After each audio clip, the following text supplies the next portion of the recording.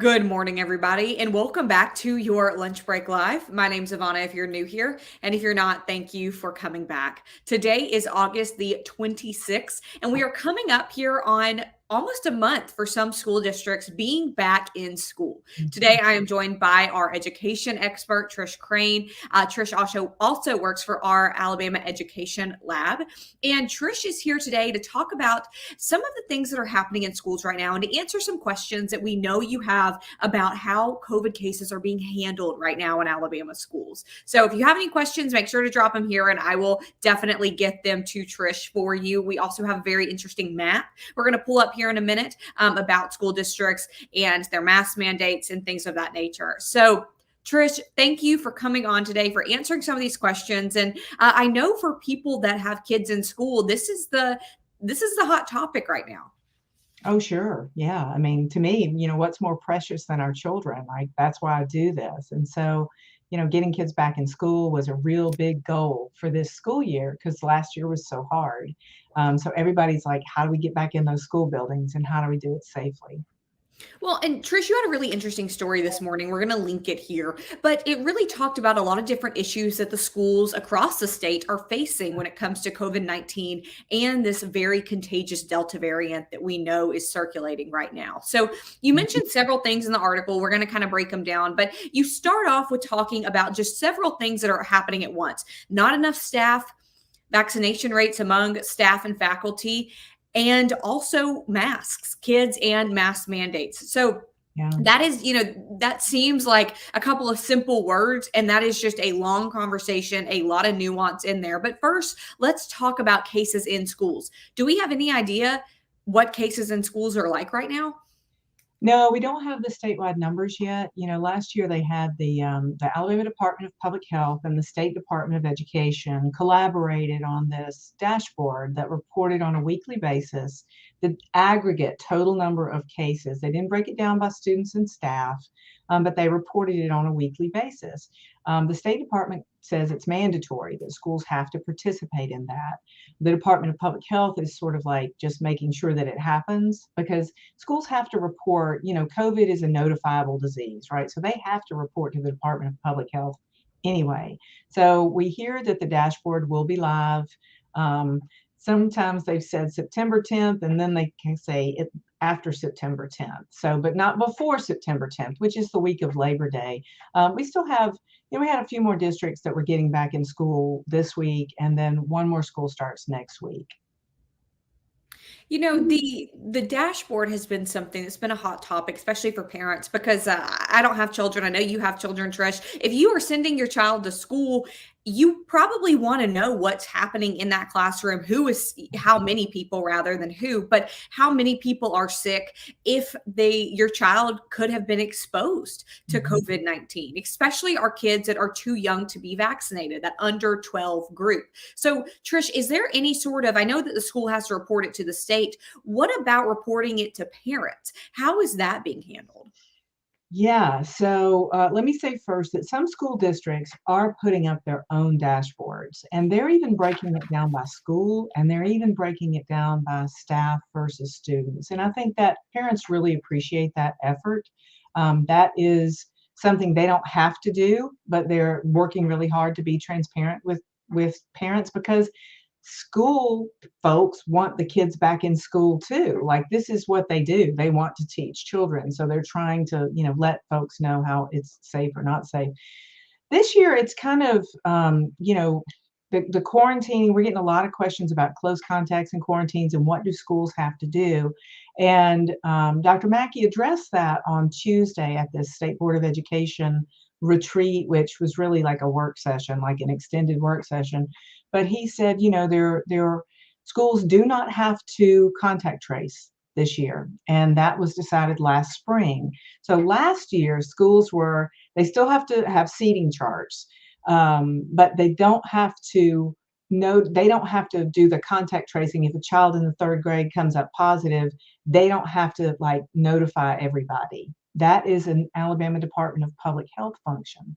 Unfortunately, uh, we're not sure if the Department of Public Health really has the capacity to contact trace in all those situations. So some schools are still notifying close contacts. Some schools are just sending letters to parents that say there's been a child in the third grade that has tested positive, or in the third grade class. They're not saying whether your child was a close contact or not. They're just saying be aware and look for symptoms. And then, it's just some of them, are going the extra mile. Some of them are just saying, we don't have the capacity. And part of what, like, they were able to do it last year, but Dr. Mackey brought up that, last year there were fewer kids in class, that a lot of kids were doing remote learning. And the big push this year has been to get everybody back in class. So there are just a lot more kids to keep up with. And, if you're lucky at school, you have a school nurse in your school building, but that isn't the case for a lot of places. You just have one school nurse at the district level. And that's another thing. So many schools are operating under so many different guidelines, so many different rules. I've got a question about mask policies in schools. We're going to get to that in just a minute. And Trish, I want to get to remote learning in just a minute as well. But before we get there, do we know how many educators, how many staff members of Alabama schools are vaccinated? Do we have a rate for those people? No, we have absolutely no idea, because that's, like, something that's private. We enjoy our privacy here in Alabama, and so nobody's collecting those numbers. Some school districts are, like, when I talked to Pike County Superintendent Dr. Bizzell, he said, about 65 to 70% of our staff are vaccinated. So they probably know, and nobody's hiding it. It's just, to go around and collect all those numbers, and it changes, right? Because there's still vaccine clinics going on and more people are getting vaccinated. So no, we don't know. And I can imagine that that's something that a lot of parents want to know. Same with those COVID cases that we were mentioning a minute ago. So, do we know if those numbers will be included on the dashboard that is coming out in the next few weeks from the Alabama Department of Public Health? We don't know. Never say never, but they talked about making some modifications to the dashboard, but I don't know what that looks like. They didn't say they would add any new information to it. But I have seen discussion among parents saying, I need to know if the teacher in my child's classroom is vaccinated. But that isn't, they're not really entitled to that information. So it's like there's no law that says that they get to know. So if their school district cooperates and says, yeah, your teacher is vaccinated, or if the teacher says, I've been vaccinated, I find myself saying a lot of times when I'm interviewing people, if I have to take off my mask due to being allowed something, and I back up and I say, I'm vaccinated, I just want you to know. So, it depends on the person if they're willing to volunteer that information or not. That's a good point. Now, I want to circle back to this was a question here. I believe it was from Cheryl. And Cheryl said, just curious, do you know how many Alabama schools have a mandatory mask policy for students? So, Trish, I'll let you give the answer to that. And then we have a very interesting map I know that you put together. So, I'm going to pull that up and we can talk about counties in this. So, Cheryl, if you have a specific county that you have a question on, let us know. But, Trish, just in that short answer, how many Alabama schools have mandatory mask policies? So I can tell you school districts, because I did count before we got on here on this broadcast. We see at this point, we know of 100 school districts that are requiring masks for students. We have 139 school districts in the whole state. So that means 39 have left it optional. And you'll see, one county, I just haven't been able to find any information about whether or not they are requiring masks. And so we want to see an actual number, an actual notice before we say, yes, they're requiring masks, or no, they're not. A lot of these have come up in the last few days. This is a very quickly changing statistic, and some of them will no longer require masks after this week. So it's really difficult to keep track of who has mask mandates or not. So always check with your school. Right. Now, Trish, if somebody's just looking at this map, what does the color coding on this map mean? And I will leave the link to this map in the comments here so that if you want to go in and look at it and see the different counties, you can. But if somebody just looks at this, what do the colors mean? So the orangish yellow color, these are generated. I don't get to control these colors, but that color means that there is a mask mandate in place for students and staff. The blue color, the dark blue color, means that they are still saying that masks are optional. That tealish color, that's Elmore County. They have required masks for grades 3 through 12. They specifically said that range. And then the green shows these are school districts that have said, look, they're going to remain optional, but we reserve the right that if cases get big, if we have a large spike, we may require masks. And then the purple color is I just can't find what that district's mask policy is.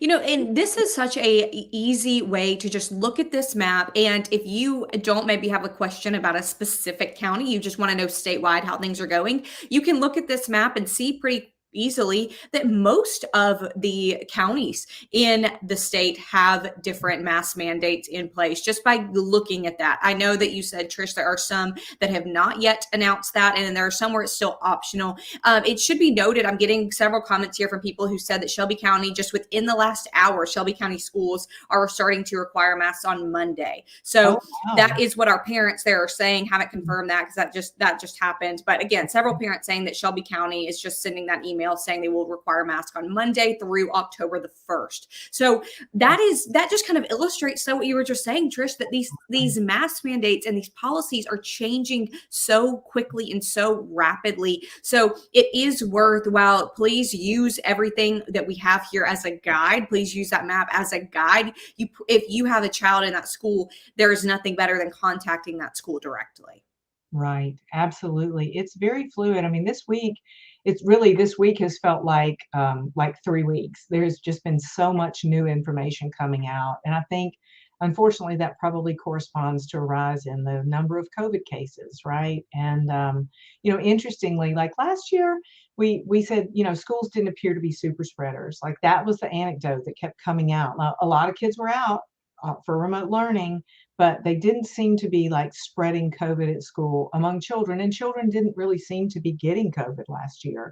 Again, this is anecdotal. I don't have the science on it, but this year we're hearing, there is some in-school spread, and so that is a concern. Dr. Bazell said that very clearly yesterday.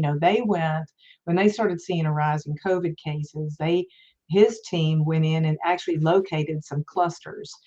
Clusters different than an outbreak. I'm not sure I can give you the full definition, but in order to keep kids safe, they are doing things differently now. They started implementing that front door health screening that they had sort of, I want to say something, like Dr. Mackey said to me and to the board on Tuesday, he said, last year, like in a lot of ways, this is a much more difficult year because last year, everybody was kind of like, okay, we're going to get through this. We're going to do this. We're going to do this together. Everybody wants the same outcome. We want to keep kids safe and we want our kids to learn. This year, there's a lot more division. Not everywhere.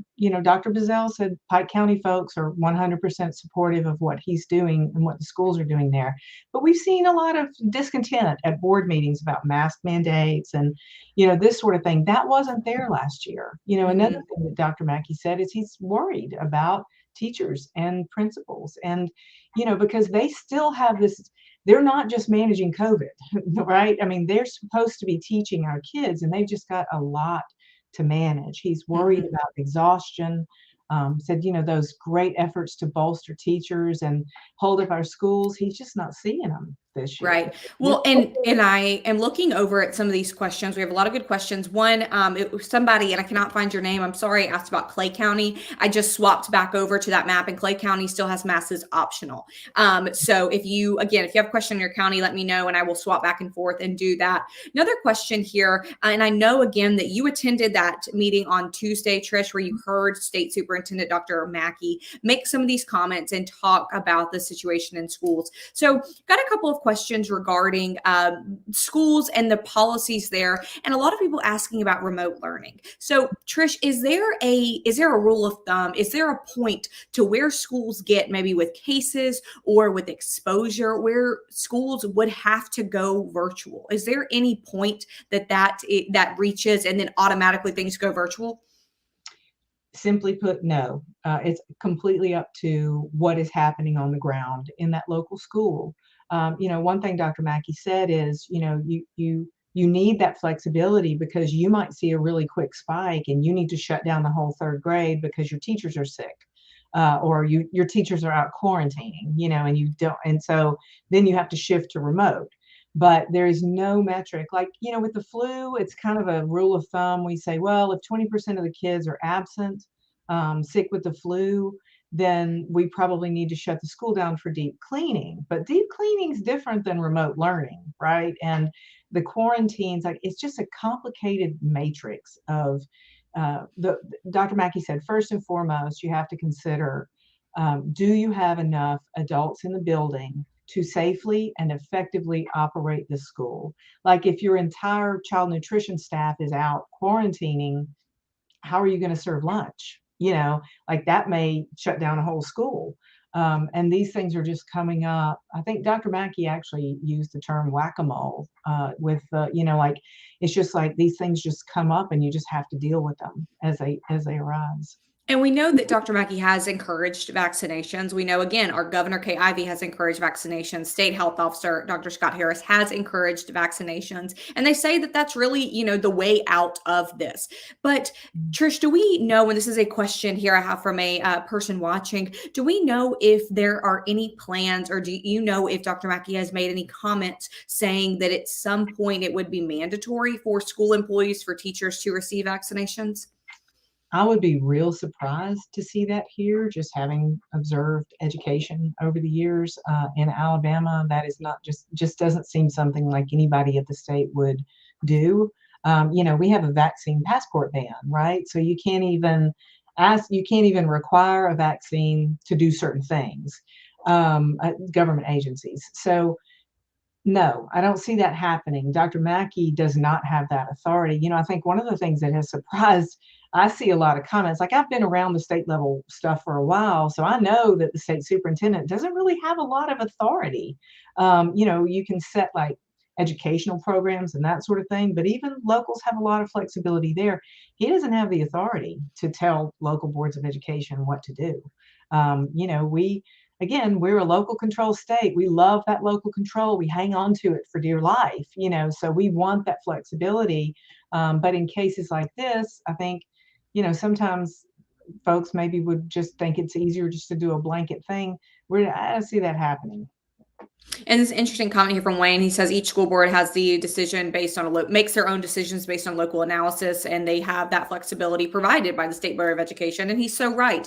And that is something I think it's interesting, Trish. Like you said, we've got a lot of people saying, "Why isn't there just a state mandate, make everything universal?" But that's just not how our makeup here in the state works. It is based locally. Districts can make their own decisions. So kind of jumping off of that, and I know, as you mentioned a minute ago, that Dr. Mackey maybe doesn't have as much control as a lot of people would expect a state superintendent to have.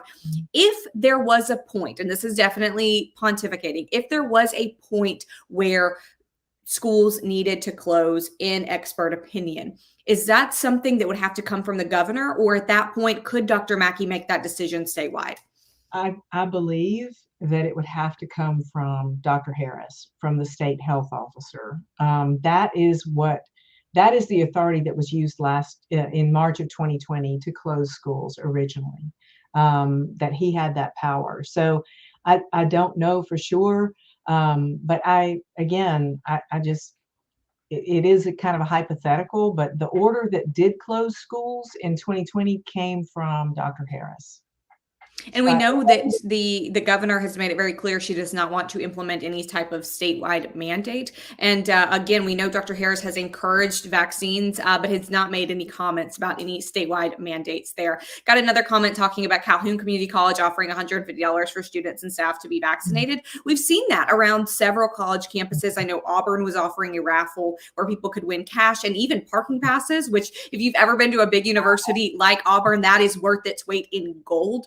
We know that UAB offered some raffles, and we know that the state even had a TikTok contest, which just by the basis of TikTok is kind of geared towards those younger people, the high school and early college age demographic there. So interesting to see what some of these schools are doing to try to encourage their students who are eligible to be vaccinated to get that vaccine. Again, we know 12 and under, though, they don't have that option at this point. So Trish, one more question for you. And this is somebody commenting saying that they're 10 days in and they're already remote for 2 weeks. So, Trish, is there an option for parents maybe in these districts who say, look, my kid maybe is 12 and under, or maybe my child is immunocompromised. I don't want them to be in this environment. Are Mhm. schools offering a remote option if that is what a parent and student choose to do? Well, it depends, right? You have to look at your school district. I mean, what I generally tell folks is, you know, a lot of school districts said, we're only going to do it for high school because that's a state law. You have to offer online school, virtual, remote learning for high school. But then as we got closer to school, we saw a number of them add back the option as we saw this surge of, uptick in COVID cases. And they were like, and parents were like, wait a minute, I don't think I want to go back to school. What are my options? And so, there are statewide virtual schools, people who take enrollment. I mean, they just lots of people enrolled in those schools last year. A lot of kids enrolled in the statewide virtuals. Local school districts want you to stay local. They don't want you to like pull your kid out and enroll in a statewide virtual school because you're probably going to come back when this thing is over and you might have different pacing and curriculum. And so, it's hard academically to change schools. So again, talk with your school district and see what your options are. Yeah, it's very it's it, I'm my children are grown, and I think it would be really hard if I had young children at this point. I Well, feel and I, like, I I lied to you. I said last question. I have one more. This is just an interesting kind of comment that Lori makes, and she talks about her son sending or her child, excuse me, sending her child to school and kind of regretting that decision and saying that she's disappointed in her local school board. Trish, mm, I know you've been covering education for a long time in this state.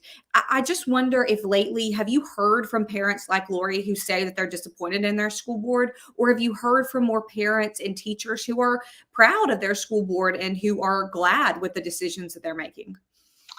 well, I think it depends on which Facebook groups you're in, right? I mean, I think there seems to be less middle ground. There seems to be less, okay, we're gonna, let's just go with the mask mandate. At least my kid is back in school. Or, I'm just gonna enroll my kid in virtual school because my school district isn't offering, their mask optional, and I'm not comfortable with that. So so parents really seem, I think that frustration level of, my gosh, another thing Dr. Mackey said is, we got through last school year. Everybody just, and then we thought, okay, we're going to have a normal school year this year. And that's what everybody was hoping and planning for. And then it didn't happen. And it was like, oh my gosh, we're back in it. And this was not supposed to be this way. And so there's this, I don't know, cognitive dissonance where you're just like, no, I refuse to accept this. And it does kind of seem like that. As somebody who's followed schools a lot in Alabama, I surely have never seen this much discussion about schools. Like, this is unprecedented to have this many parents this involved and caring this much about what their school is doing, and being vocal about it. Right. I mean, because you always have those conversations in the carpool line or at the basketball game, you talk with your group, but like being very vocal and out front about this should be this way or this should be that way. And it's putting a lot of pressure on local school boards, which, you know, local school boards are supposed to be responsive to their communities. And maybe they don't usually hear from their parents, but they are certainly hearing from them now. And that's a good point, Trish. This has gotten everybody interested in schools, especially our parents who have kids going to school. But even people who don't have kids in school are invested in this and are interested to see how this unfolds. So, Trish, I know that you and everybody at our Alabama Education Lab is going to keep us updated on the latest here. I will leave the link to this map in the comments. I will caution you, though, as we figured out through this comment thread, things Mhm. are changing very quickly. So use this map that Trish designed as a guide. If you have a specific question about your local school district, give them a call, check their social media pages as well, because things are changing very quickly. I will leave that link here. And remember that the Alabama Education Lab does offer a weekly free newsletter to keep everybody informed about these issues, Yeah. both on the just state, local level, and to also just give you a sense of the bigger picture of what's happening. You can sign up there at AL.com /newsletters. We will leave that information in the comments as well. Trish, thank you so much for your expertise on this. I know that this is such a detailed conversation. We could have it all day, but I appreciate you breaking it down into just a 30-minute version for us. Thanks for having me. Trish, thanks again. Everybody watching, thank you so much. We will give you all of those links we talked about here in the comments, and we'll see you tomorrow.